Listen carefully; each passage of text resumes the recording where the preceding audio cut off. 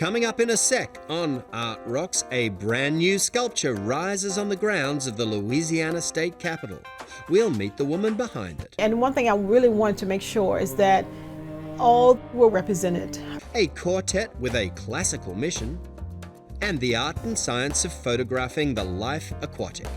These stories this time on Art Rocks.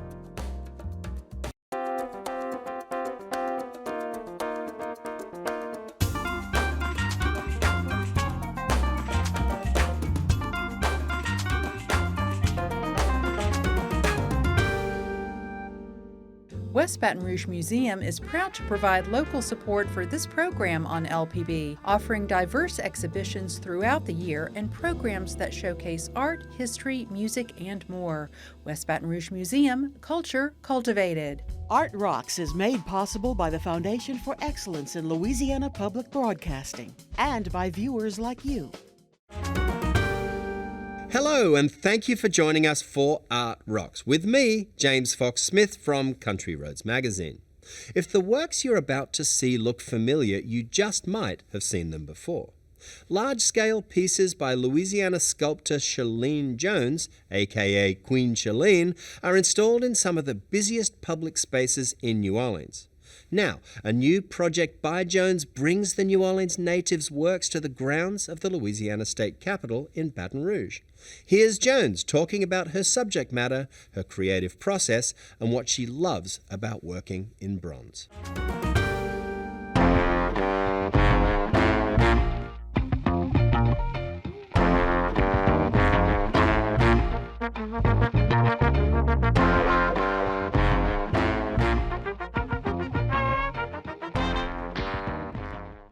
The most special sculpture at this point is called Heritage, and it is on the state capitol ground, Veterans Memorial Park.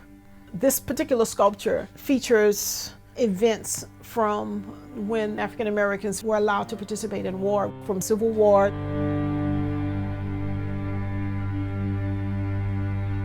to Colin Powell's, which was our standout, and our own General Honoré. I think they consider him to be the hero of Katrina.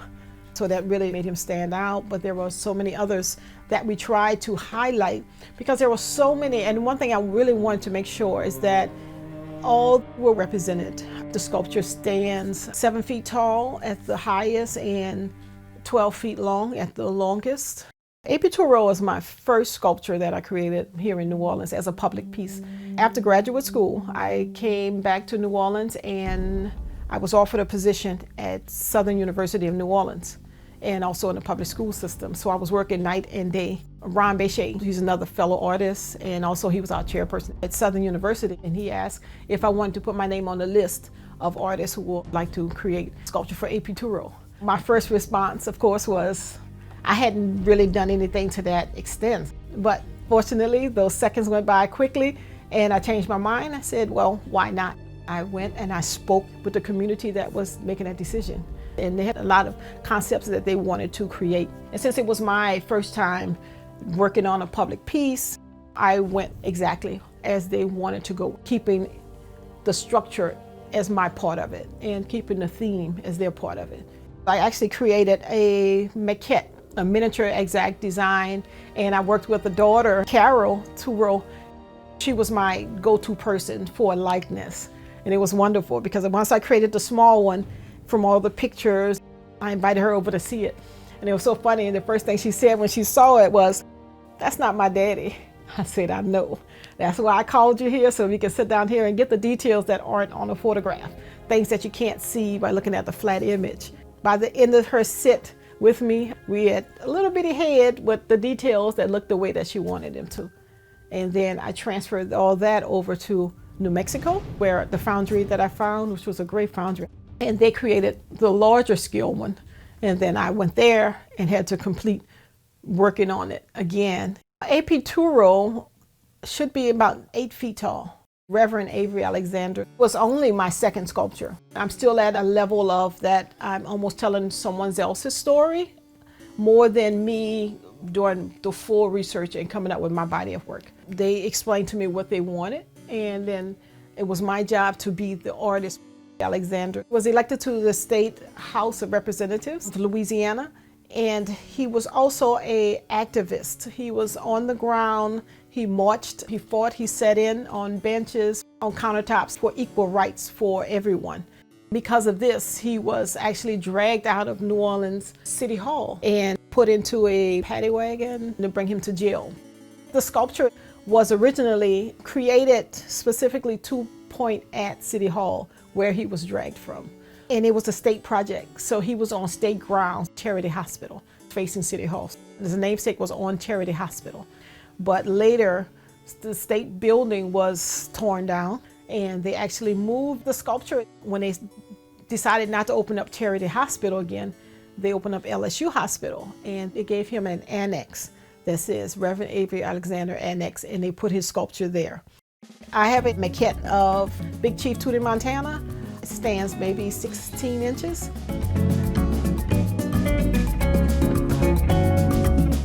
But the actual sculpture that was created stands 10 feet tall. It is in New Orleans. It is a cast bronze sculpture of the actual man, slightly simplified.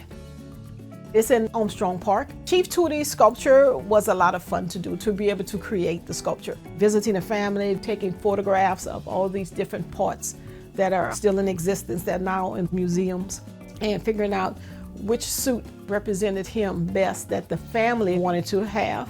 I need to make sure that this honors the people that we are trying to create it for. So I needed to look like Chief Tootie Montana. I needed to feel like Chief Tootie Montana. So I kept researching the people around him, the people who actually knew him when he was younger, when he was older. Without those keys, the true history of it can get lost.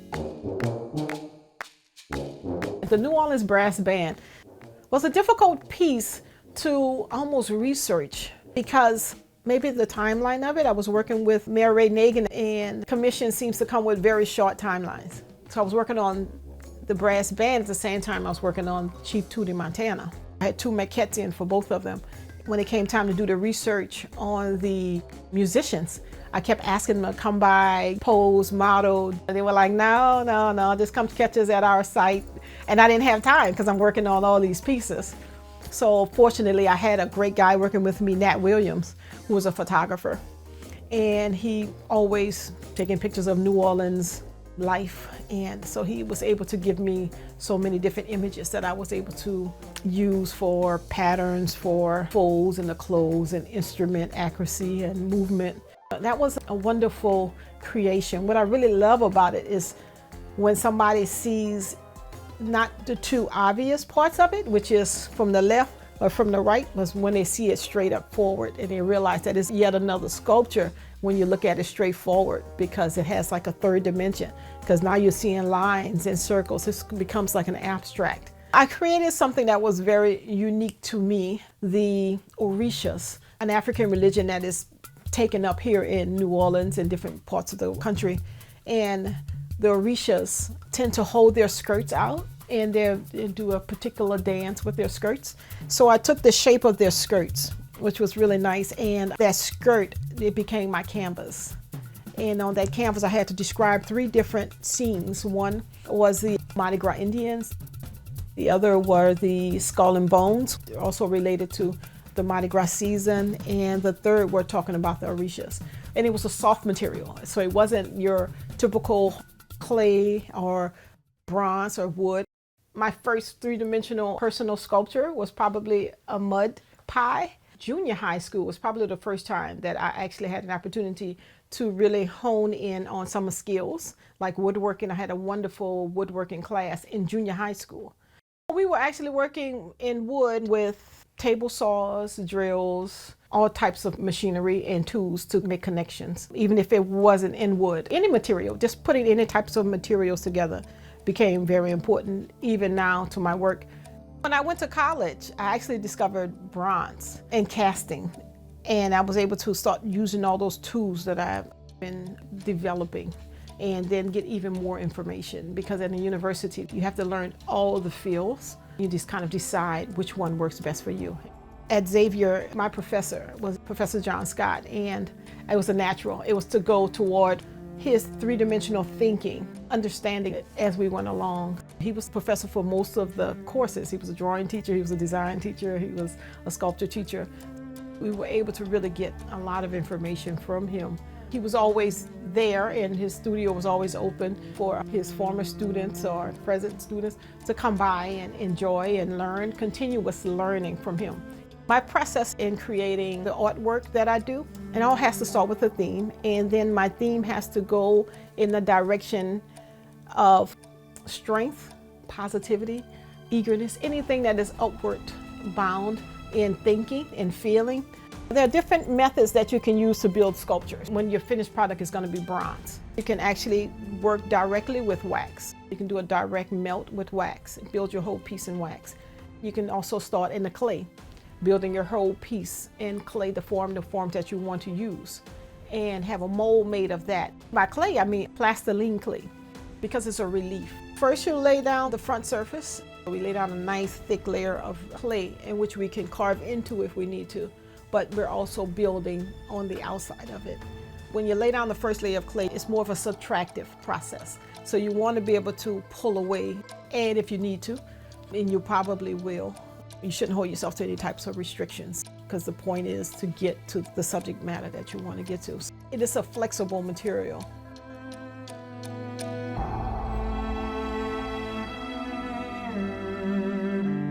I also create paintings, but I think my paintings are developing. I feel like I'm developing. Portraits always seems to be the front thing in my mind, but I do enjoy abstract as well. I really do enjoy a lot of abstract, but it has to give me a feeling. It has to have an emotional connection to you, spiritual or whatnot. I am mostly focused on African Americans, probably because that's what I identify as, and this is an easier picture to see.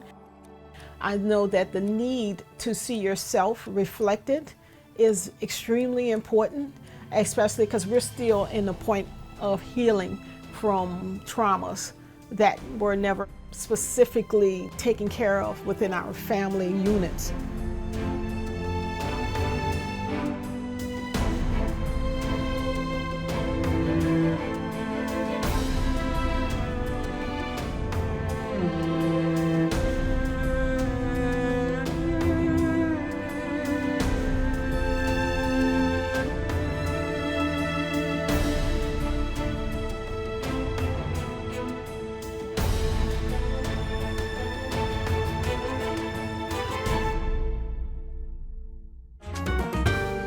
Across Louisiana, museums and galleries are presenting exhibitions with the power to illuminate our home state with entirely new light. So here are some standout exhibitions coming soon to a museum or a gallery near you.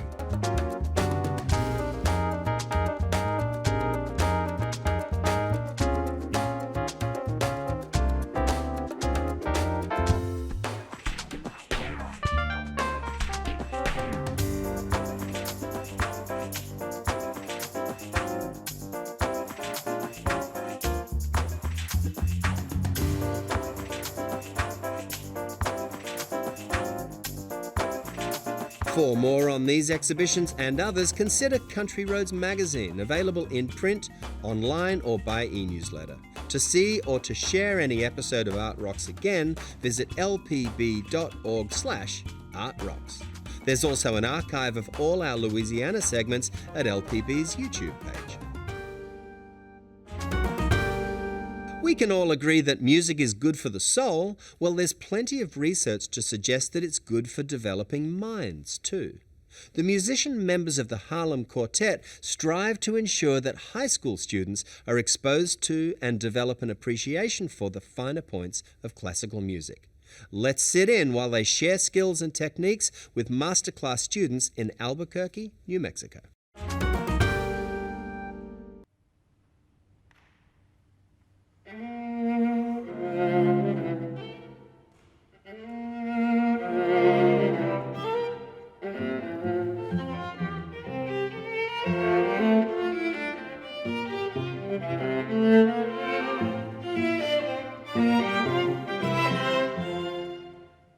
I feel music has so many influence from math, from history, from all sorts of things that it's just a little excuse to dig deeper into many other aspects of life.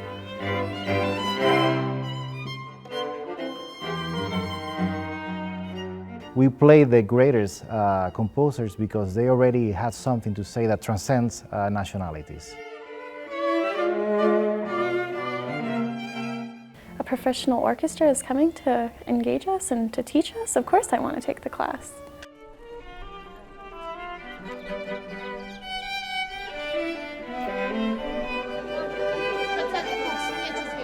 I remember being that kid that for the first time heard Beethoven, for the first time heard Mozart, for the first time heard any kind of music.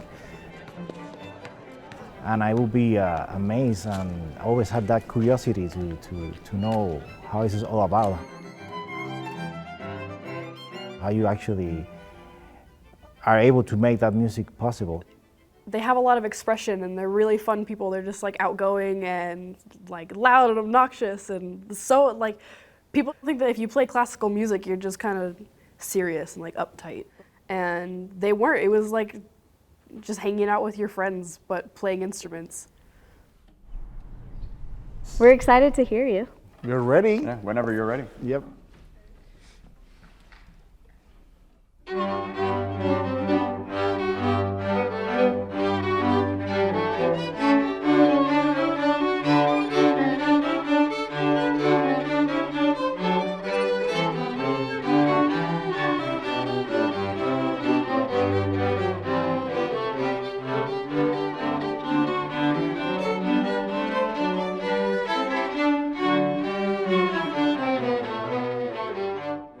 Starting out as a musician, I don't think it's a totally rational decision. I think you need to have a certain level of obsession. I believe music and the arts are so incredibly important because they express something that honestly sometimes we as humans have difficulty coming up with the words to express. Whether it's a feeling, an emotion, character, and also with our specific medium, the string quartet, basically what we do in concert and when we work with students is we have a conversation on stage. Ba-da-dum, ba-da-dum, ba-da-dum, ba-da-dum, be-da-dum, bum, bum, bum, bum, bum. And then occasionally one person, you for instance, would have ba-da-dum, ba-da-dum, ba-da-dum, ba-da-dum. It's a dialogue, right, back and forth. And for us to translate that into actual playing, you want to make sure your bow always has more on the main beat. So every time you see a bar line, just play with more bow, and right after that, play with a little bit less bow and a little bit less weight. Okay, so before we get started, if we're going to try this without a conductor, who becomes our initiator of showing? Yes. Yes. Have you practiced this already? Yeah. Yeah, sorry.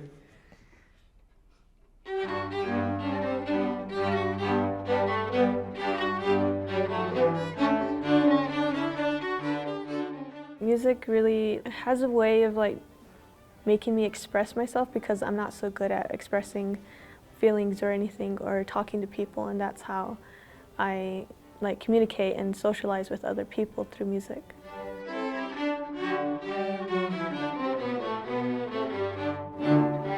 Okay, Very nice. where we stop, that's the end of the phrase from where you start. So it's like you're reading a paragraph. So even if I was with my ears closed, the bow is describing the hierarchy. So more bow, less, and more, less. Can you try So the that? down bow. Can we try just the violas once? Okay. So 1, 2, 1. And more, less, and more, less, and less. And that's it. You got it. Nice. That's what I wanted. Also, That's the what I cue wanted. was great. I learned that since I'm the first violin, I kind of have to be the leader of the group. And so in the piece that we worked with the Harlem Quartet, like whenever I count off, it's like a nod and then, and you do that. And then in another one of our songs, when we have a long note, then it's the same thing with like a nod. You play the note and... So when you have to go more, you actually need to play with the same amount of bow, the same amount, because you need to come back to the same place, right? So, wait, less. You almost can dance to that. But if you come back with the same weight, this is the result. So I don't really understand which one is more important. And for them, it's always like that. No, sorry. Less. More. You see, I do the same amount of bow, but a lot lighter. I never really worked with a professional orchestra before, not even in middle school, so it was really like understandable and more learning and more having experience with them too. Remember, music is mathematics, so.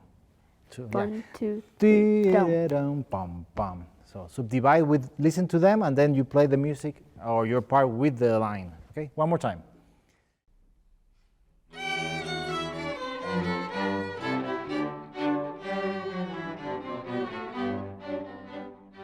I love working with students because now that I'm a little bit older, I recognize that they really are the future. And it's fun to know that we're getting to sculpt a way that they can identify themselves perhaps as a musician, if it's going to be, or just one day being a leader, but embracing their voice and being confident in what their voice is, and knowing that they have the power to influence people and affect people, which is what we do as musicians.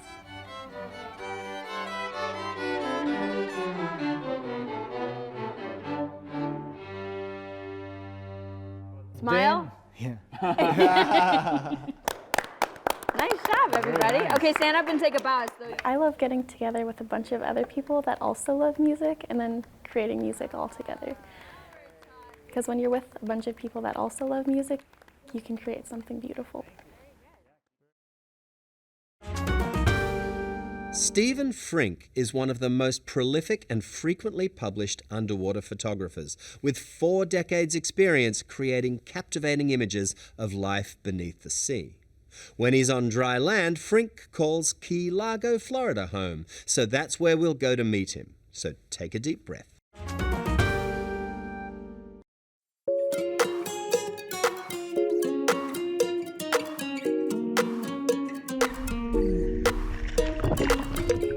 I can't tell you how many queen angelfish I've photographed over the years, but this is the one that, of all of them, resonates more.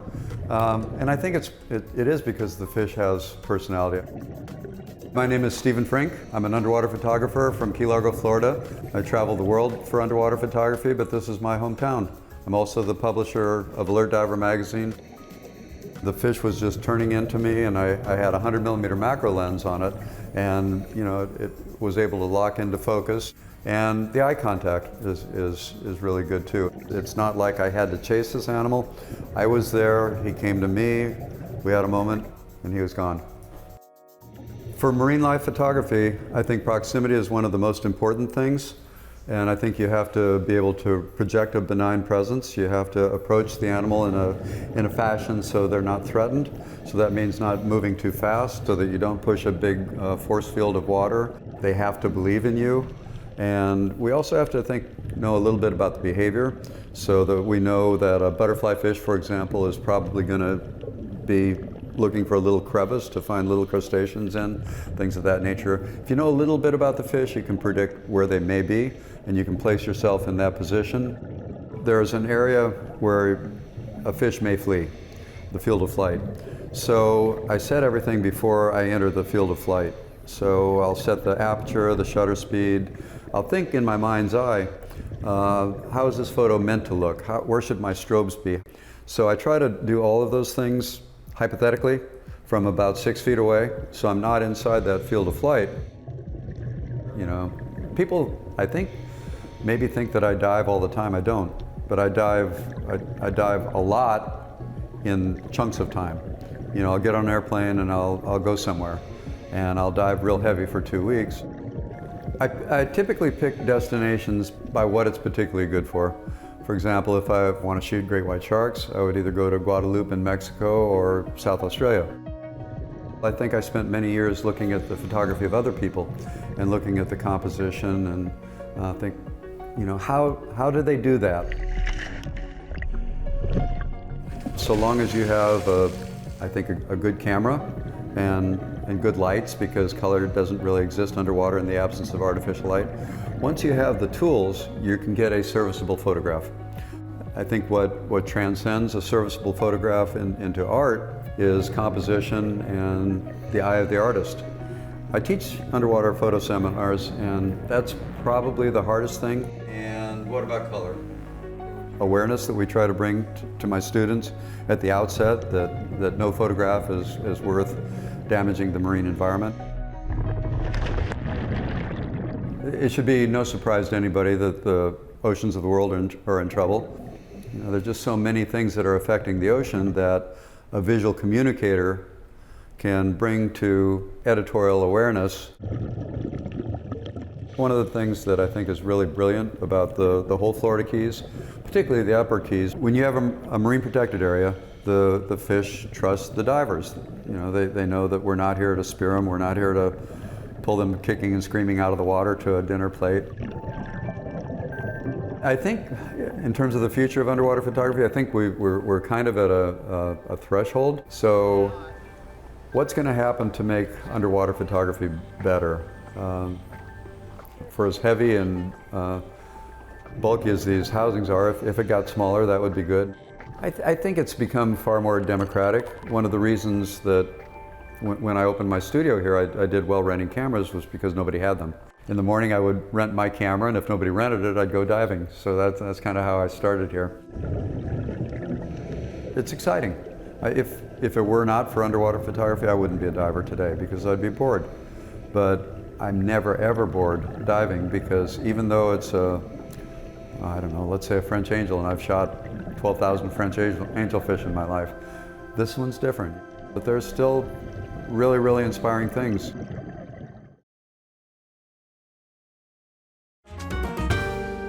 And that is that for this edition of Art Rocks. But don't worry, you can find more episodes of the show at lpb.org/artrocks. And if you just can't get enough of stories like these, Country Roads magazine makes a useful guide for learning what's taking shape in Louisiana's cultural life all across this state.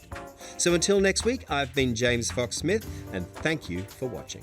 West Baton Rouge Museum is proud to provide local support for this program on LPB, offering diverse exhibitions throughout the year and programs that showcase art, history, music, and more. West Baton Rouge Museum, culture cultivated. Art Rocks is made possible by the Foundation for Excellence in Louisiana Public Broadcasting and by viewers like you.